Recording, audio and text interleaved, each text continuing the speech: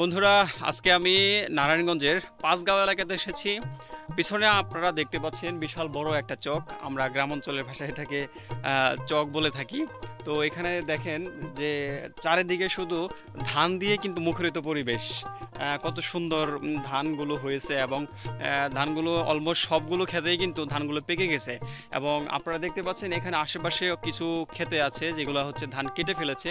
এই পাশে একটা ক্ষেত আছে, এখানে কিন্তু কেটে ফেলেছে। আবার এই পাশে যে ধানগুলো আছে এগুলো মানে অলমোস্ট পেকে গেছে, হয়তো বা 2-1 দিনের মধ্যে এরা কাটবে। আর এই ক্ষেতের স্পেশালিটি হচ্ছে, এই জমির স্পেশালিটি হচ্ছে এখানে ধান ছাড়া অন্য কোনো মানে ফসল আবাদ হয় না। কারণ হচ্ছে এটা হচ্ছে একটু নিচু জমি, তো যার কারণে সব কৃষকরা এখানে এই ধান আবাদ করে। আর এই সময়ে আসলে এত বেশি পরিমাণ ধান পেয়ে কৃষকরা অনেক খুশি। কারণ বৈশাখ মাসে যে ঝড় হয়, বৃষ্টি হয়, শিলাবৃষ্টি হয়, সেই শিলাবৃষ্টি কিংবা ঝড় বৃষ্টি হওয়ার কারণে কিন্তু কিছু কিছু সময় কৃষকরা কিন্তু তাদের যে কষ্টে বপন করা যে ধানগুলো থাকে, ফসল থাকে, এগুলো নষ্ট হয়ে যায়। কিন্তু আল্লাহর রহমতে এবার কিন্তু কৃষকরা অনেক বেশি খুশি যে তাদের ধানগুলো একদম সুন্দর মতো তারা কেটে এবং সব কিছু প্রসেস কমপ্লিট করে কিন্তু তারা বাড়ি পর্যন্ত নিয়ে যেতে পারতেছে। তো এখন পর্যন্ত যে ধানগুলো কাটা বাকি আছে, আশা করা যাচ্ছে কোনো ঝড় বৃষ্টি কিংবা শিলার বৃষ্টি এগুলো না হলে হয়তোবা এই ধানগুলো কৃষক তার মনের মতো করে তাদের বাড়িতে নিয়ে তুলে ফেলতে পারবে। আসলে ধান যারা বপন করে, আসলে কৃষি প্রধান দেশে ধানটাকে আসলে প্রায়োরিটি দেওয়া উচিত। কিন্তু দিন যাচ্ছে আর আমরা ধান থেকে আসলে সরে আসতেছি। কারণ এই ধান বপন করা বাদ দিয়ে মানুষ এখন ভুট্টা, আলু এই টাইপের শস্যগুলোও কিন্তু আসলে বপন করা শুরু করেছে। কারণ এইগুলো হচ্ছে এক সিজনে বিক্রি করার পরে তারা কিন্তু প্রচুর পরিমাণে এখান থেকে বিক্রি করে টাকাটা ইনকাম করতে পারে। যার কারণে ধান কিন্তু আসলে ওরকমভাবে কৃষকরা এখন বপন করতে চায় না। কিন্তু এক এক এলাকার অ্যাকচুয়ালি এক এক কৃষকদের এক এক ধারণা নিয়েই তারা কিন্তু আসলে ফসল ফলায়।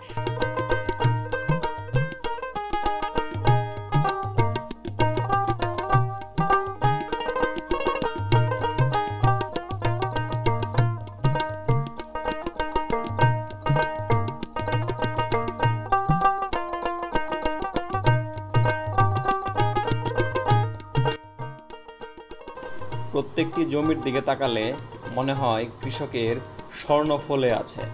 একদম নিখুঁত এবং পরিষ্কার ঝকঝকে তাকিয়ে আছে কৃষকের এই স্বর্ণ।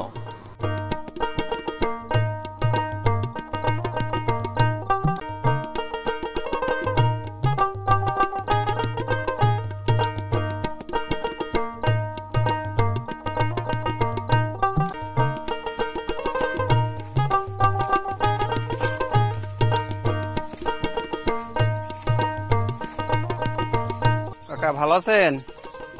আপনাদের ক্ষেত নাকি এটা? হ্যাঁ, ও ধান কাটা শেষ প্রায় না? এবার ধান ভালো হয়েছে না?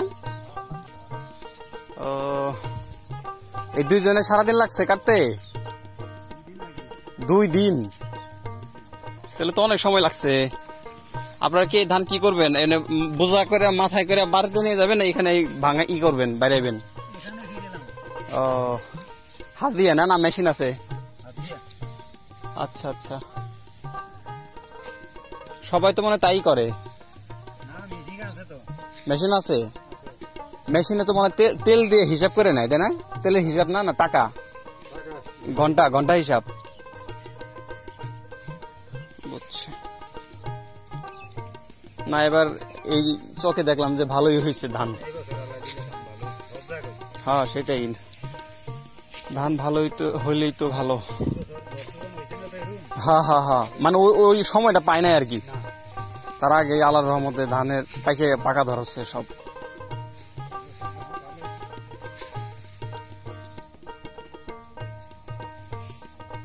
এগুলো এখনো পাকে নাই, তাই না? আপনার এগুলো পাকে নাই এখনো।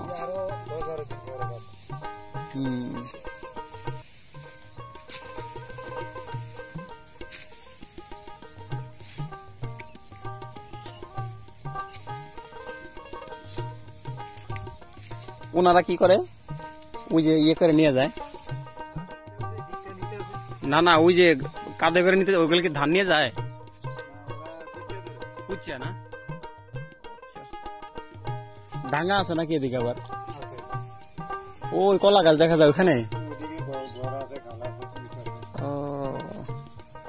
ওনারা দুজন তো ওদিক থেকে আসলো। সাপ টাপ থাকে না?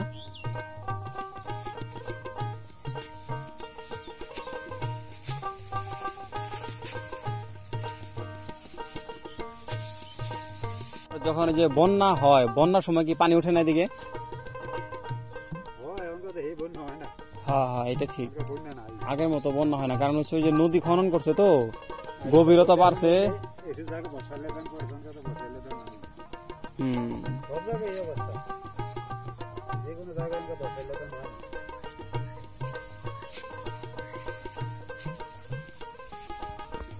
বর্ষার পানি এখন নদী থেকে শুকিয়ে চলে যায়।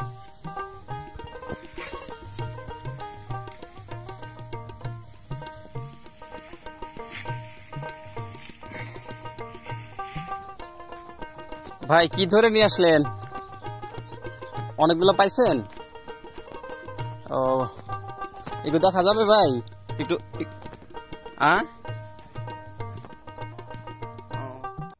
এটা হাতে কি আপনার? পানি কেন? ও আচ্ছা, কাজ করছেন কোথায়? ও, এই ধান কি আপনার? ও, আপনারা কি ভাই সবাই এই ক্ষেতের মাঝখানে ধান কাটার পরে এরকম চট এনে মানে বাইরে একদম প্রসেস করে বাড়িতে নিয়ে যান? ও, এটাই তো ভালো প্রসেস তাহলে।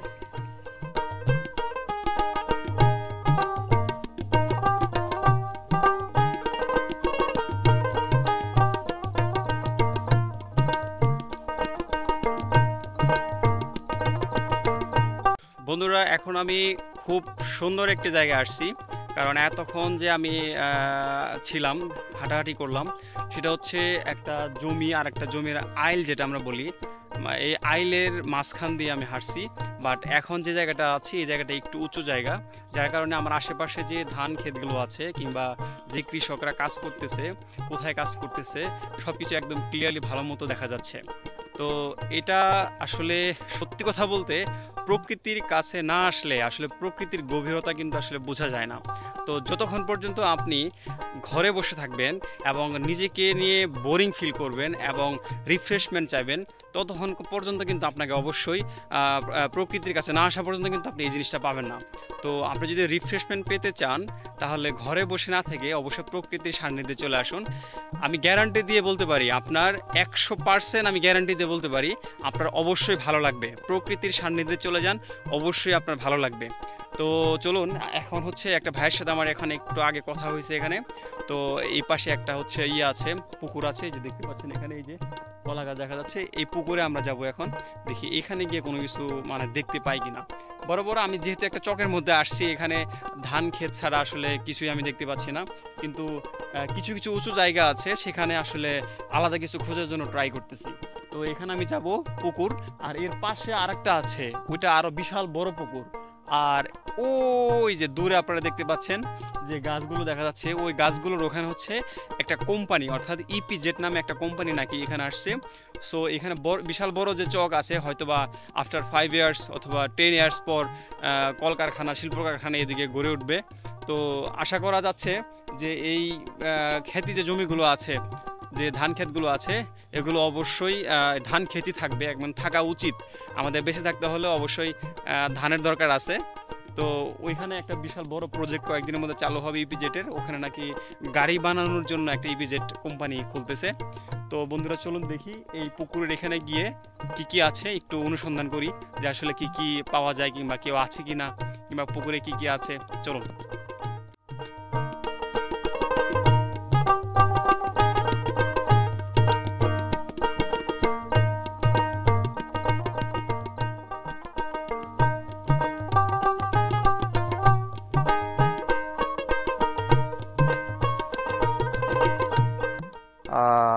সর্বশেষ একটা জায়গায় এসে আটকে গেলাম, যাব কিভাবে? এদিকেও পানি, এদিকে কাদা, রাস্তার মধ্যে রাখছে ধান। ও, এই যেদিকে একটা রাস্তা আছে, এই রাস্তা দিয়ে দেখি ট্রাই করে যাওয়ার জন্য, জোরে লাফ দিতে হবে। চলে আসছি, অনেক জোরে একটা লাফ দিতে হয়েছে।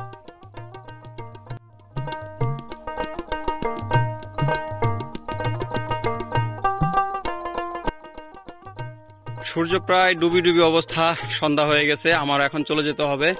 সো শেষ গন্তব্যে প্রায় চলে আসছি আমরা। যাই দেখি কি অবস্থা, এটা দেখে শেষ করে আমরা চলে যাব। অবশ্য একা আসছি, একা ঘুরতে ভালো লাগে,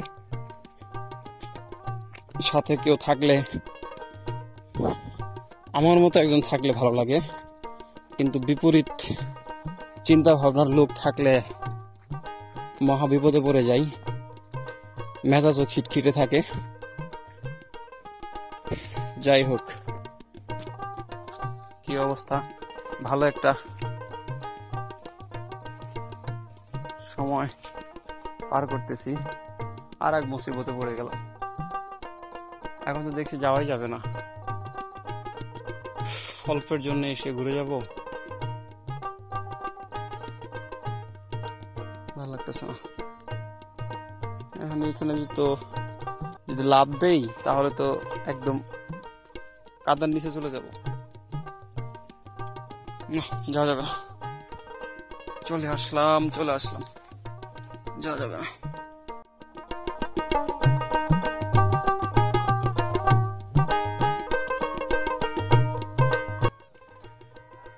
বন্ধুরা দেখতে পাচ্ছেন, ওই যে পিছনে যে জায়গাটা দেখতে পাচ্ছেন, এলাকাটা, ওখানে শিয়াল ডাকতেছে।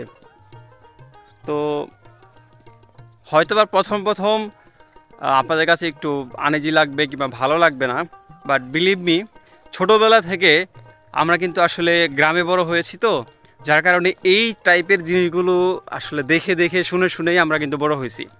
তো অনেক বছর পর, অনেক দিন পর যখন এই শিয়ালের ডাকগুলো শুনতেছি, ভালোই লাগতেছে আমার কাছে, এবং সেই ছোটোবেলার কথাগুলো মনে পড়তেছে যে আমার বাবা যখন ছিলেন তখন বাবার সাথে আমাদের এরকম ধান খেতে যাইতাম।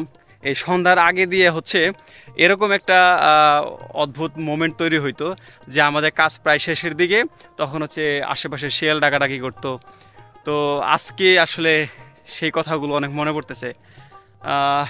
হয়তোবা অনেক স্মৃতি থাকবে, আসলে এই স্মৃতিগুলো নিয়ে বেঁচে থাকতে হবে আমাদের সবার। তো বন্ধুরা দেখতে পাচ্ছেন সূর্য ডুবে গেছে প্রায়, আর এদিকে প্রায় সন্ধ্যাও হয়ে গেছে। আর যেহেতু বিশাল একটা বড় চকের আশেপাশে এখন ওরকম মানুষ দেখতে পাচ্ছি না, তো আমার এখন আসলে এখানে ওরকম থাকাটা বেশি সেফ না, এবং চলে যাওয়াটাই ভালো হবে।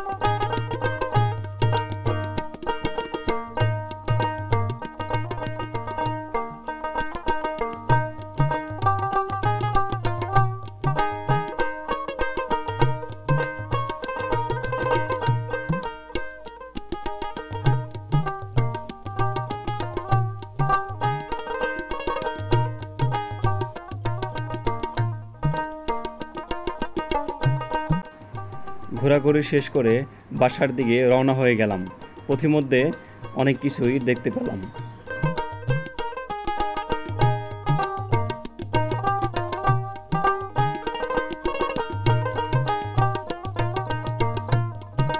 তো বন্ধুরা আজকের মতো এখানেই শেষ। হচ্ছে সন্ধ্যা হয়ে গেছে, এখন চলে যাব।